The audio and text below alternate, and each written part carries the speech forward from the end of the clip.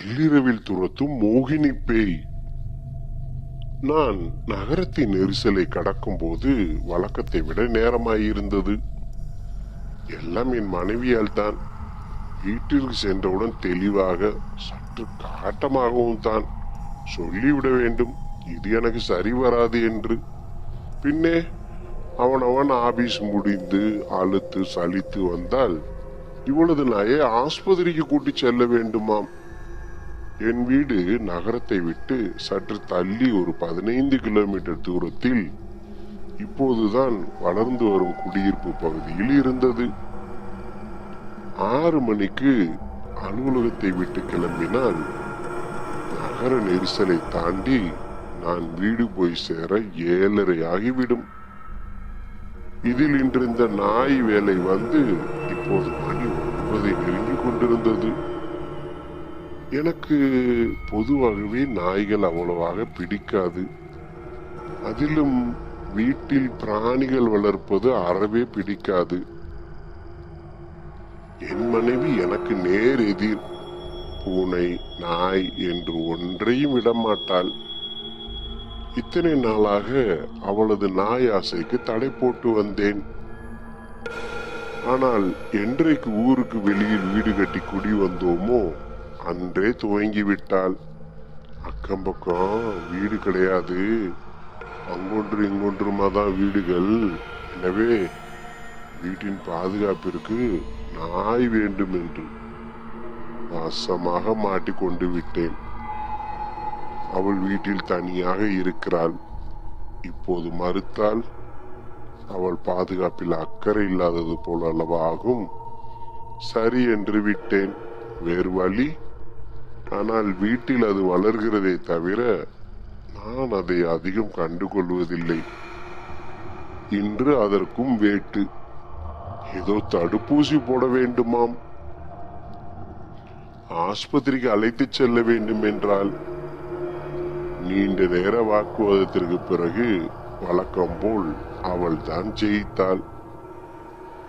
காலையே என்னுடன் அதை அழைத்து சென்று என் அலுவலகத்தின் அருகில் இருக்கும் அவள் தோழி வீட்டில் விட்டுவிட்டு மாலை மருத்துவமனைக்கு அழைத்து சென்று திரும்புவது என்று முடிவானது. பசி வயிற்றை கிள்ளியது. எல்லாம் அந்த நாயால தான்.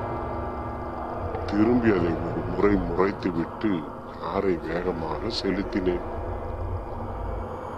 இப்போது என் கார் நகரை தாண்டி இருபுறமும் புளிய மரங்கள் சூழ்ந்த சாலையில் சென்று கொண்டிருந்தது. இன்னும் 20 நிமிடங்களில் ஆங்காங்கே வீடுகள் தெரிய எங்கள் குடியிருப்பு வந்துவிடும். சட்டக், வண்டி ஒரு குலுங்கி நின்றது. அட, இது வேறா? மீண்டும் ஸ்டார்ட் செய்ய முயன்றேன். ஒரு முறை உரிமை விட்டு அமைதியானது. அடுத்த முறை உருமல் கூட இல்லை. இறங்கி சென்று பானட்டை திறந்து பார்த்தேன். எனக்கு தெரிந்த சொற்ப விஷயங்கள் சரியாக இருப்பது போல்தான் தெரிந்தது. மீண்டும் ஒரு முறை முயன்று பார்த்தேன். பயனில்லை. வேறு வழி இல்லை. நடராஜா சர்வீஸ் தான். காரை லாக் செய்துவிட்டு திரும்பினேன். காரின் விளக்கு அணைந்த பின் தான் இருள் உரைத்தது. என்ன இவ்வளவு கும்மிருட்டாய் இருக்கிறது என்று யோசனையோடு 4 அடி நடந்த பின் தான் அன்று அமாவாசை என்று நினைவு வந்தது. அட கடவுளே, மீண்டும் காருக்கே செல்லலாமா என்று தோன்றியது. வேண்டாம், எப்படியும் சிறிது தூரம் சென்றால் குடியிருப்பு பகுதியில் தெருவிளக்குகள் இருக்கும். தைரியமாக நடையை துவங்கினேன். அடடே, சற்று தூரம் சென்ற பிறகுதான் நாயை காரில் விட்டது நினைவு வந்தது. இவ்வளவுக்கும் காரணம் அந்த சனியன்தான். இந்த இருளில் திரும்ப சென்று அதை அழைச்சுக்கிட்டு போகணுமோ? காலை பார்த்து கொள்ளலாம் என்று முடிவெடுத்து முன் வைத்த காலை பின் வைக்காமல் நடையை தொடர்ந்தேன். எல்லிற்கு கண்கள் ஓரளவுக்கு பொருந்தி இருந்தாலும் அதிக பயனில்லை. குத்து மதிப்பாகத்தான் நடக்க வேண்டியிருந்தது. மொபைல் போன் வெளிச்சத்தில் நடக்கலாமே. அட, இவ்வளவு நேரம் இது தோன்றாமல் போனதே என்று எண்ணியவாறு பாக்கெட்டை தொட்டவுடன் தான் போனை காரிலேயே விட்டது நினைவு வந்தது. கையில் போன் இல்லை என்றவுடன் உள்ளே எச்சரிக்கை மணி அடித்தது. திரும்பி சென்று எடுக்கலாம் என்று திரும்பினால் எவ்வளவு தூரம் வந்திருக்கிறேன் என்று தெரியவில்லை.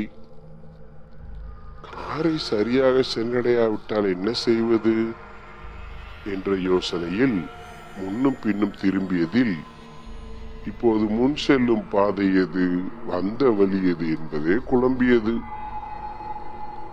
இருளில் இந்த குழப்பமும் சேர்ந்து கொள்ள சட்டென்று வியர்த்துவிட்டது.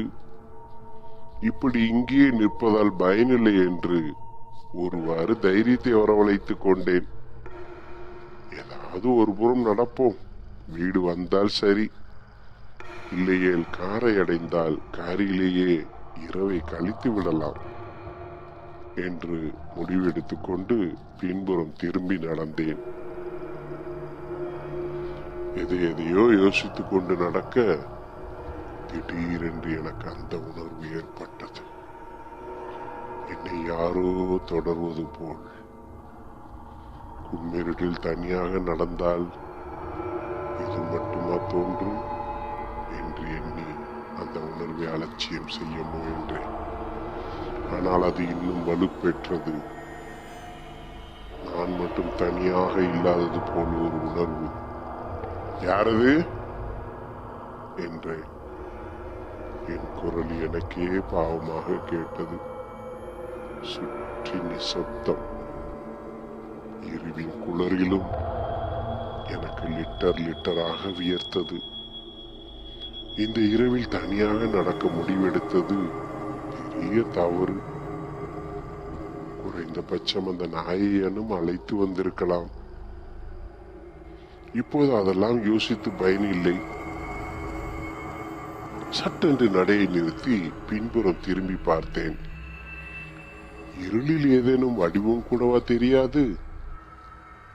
ஒன்றுமில்லை. ஒருவேளை இது நம் கற்பனைதானோ என்று தேற்றிக்கொண்டு இன்னும் வேகமாக நடந்தேன். ஆனால் அந்த உணர்வும் தொடர்ந்தது. அதற்கு காரணமும் விளங்கியது. ஏதோ ஒரு ஓசை. நடையின் வேகத்தை கூட்டிக் கொண்டே உற்று கவனித்தேன். அது மனிதனின் காலடி ஓசை போல் தோன்றவில்லை. அதை எனக்கு விவரிக்க தெரியவில்லை. ஆனால் அந்த ஒலி என்னை தொடர்ந்தது. என் இதயம் இப்போது 2 மடங்கு அடித்துக் கொண்டது. கிட்டத்தட்ட வியர்வையில் குளித்திருந்தேன். எனக்கு இதுவரை அமானுஷ்ய விஷயங்களில் நம்பிக்கை கிடையாது. ஆனால் அவரவரே அனுபவிக்காதவரை எவரும் நம்புவதில்லை என்று என் அம்மா சொல்லுவாள். யார் யாரோ சொன்ன திகில் விஷயங்கள் எல்லாம் அநியாயமாய் நினைவுக்கு வந்தது. ஒருவேளை அது எல்லாம் உண்மைதானோ என்று எண்ணும் போதே முதுகு தண்டு சில்லிட்டது. இத்தனை யோசனையிலும் நான் நடையை நிறுத்தவில்லை.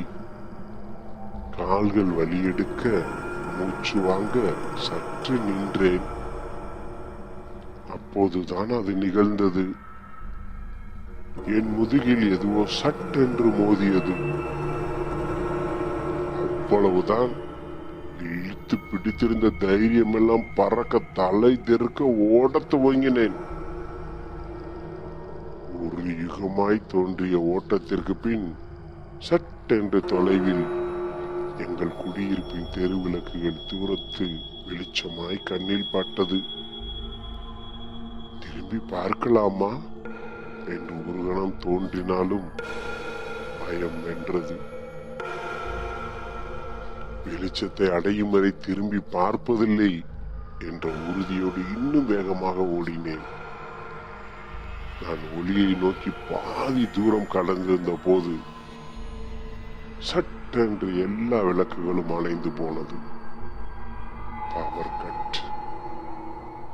எனக்கு மயக்கமே வந்துவிடும் போல் இருந்தது. இத்தனையும் சொல்லி வைத்தார் போல் ஒன்றாக நடக்கிறது என்றால் தற்செயலாய் நடப்பதாக தோன்றவில்லை. ஏதாவது ஒரு வீட்டை அடைந்து விட மாட்டோமா என்ற பிரயாசையில் நிற்காமல் ஓடினேன். அதை மனதில் வைத்து ரோட்டை விட்டு இறங்கி குறுக்கில் ஓடினேன். சற்று தூரத்தில் எதிலோ இடித்து கீழே விழுந்தேன். தெருவிளக்கு கம்பம் போலும். கரண்ட் வந்துவிடக் கூடாதா என்று வேண்டிக் கொண்டு தொடர்ந்து ஓடினேன். இவ்வளவிலும் அது விடாமல் துரத்துவதை என்னால் உணர முடிந்தது. என் உடல் தளர்ந்து கொண்டே வருவது தெரிந்தது. உதவி என கத்தலாமா என்று முயன்றேன். தொண்டையை தாண்டி குரல் வர மறுத்தது. ஐயோ, வேகம் குறைகிறதே என்று எண்ணிக்கொண்டிருக்கும் போதே நான் கீழே விழுந்தேன். என் மீது அது விழுந்து என்னை அமுக்கியது.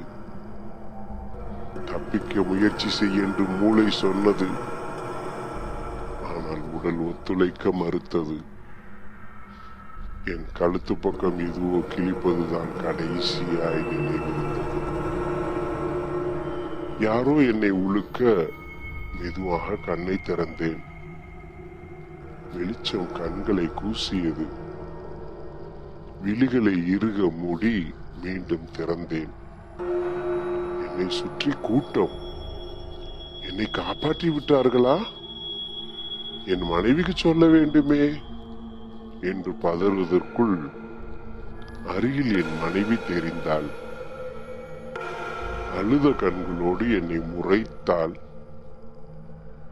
பாவம், பயந்து விட்டிருப்பாள். உயிரோடு இருப்பது வேறு ஆச்சரியமான இன்பம் அளிக்க, சுபா என்று என் மனைவியின் கைகளை பற்ற போனேன். சட்டென்று கையை தட்டிவிட்டு கோபமாக கேட்டாள், என்னாச்சு உங்களுக்கு? ஏன் இப்படி நம்ம வீட்டு வாசல்ல படுத்திருக்கிறீங்க என்று. என்னது? அதிர்ந்து போய் அருகில் நின்றவரை விலக்கிவிட்டு பார்த்தேன். என் வீட்டின் கேட் 2 அடி தொலைவில் இருந்தது. ராத்திரியெல்லாம் கரண்ட் இல்ல, உங்களை வேற காணோம். நான் தனியா குழந்தைய வச்சுக்கிட்டு தவிச்சு போய் உங்க ஃப்ரெண்ட்ஸுக்கெல்லாம் போன் பண்ணிக்கிட்டு உட்கார்ந்துருக்கேன். நீங்க என்ன பண்ணிட்டு இப்படி ரோட்ல விழுந்து கிடக்குறீங்க? காரை எங்க விட்டீங்க என்று புரிந்து தள்ளினாள். இவள் என்ன சொல்ல வருகிறாள்? அடி பாவி, ரோட்டில் விழுபவர்கள் எல்லாம் குடித்து விட்டுத்தான் விழ வேண்டுமா? சுற்றி இத்தனை பேர் இருக்க என்ன பேச்சு பேசுறா என்று நினைத்து கொண்டு வேகமாக நடந்ததை சொல்லும் நோக்கத்தில் நான் பேச முற்பட்ட போது ஏதோ தோன்ற என் பக்கத்தில் பார்த்தேன். என் மனைவி நாய் கண்களை மட்டும் நிமிர்த்தி என்னை பார்த்தது. சட்டென்று எனக்கு எல்லாம் புரிந்தது.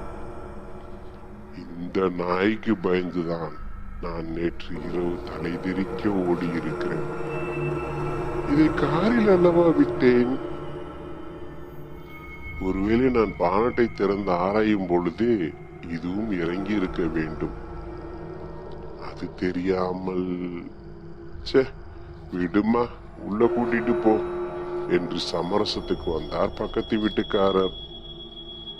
மௌனமாக எழுந்து உள்ளே சென்றேன். கழுத்து பக்கத்தில் நாயின் நகம் கீறிய இடம் வலித்தது.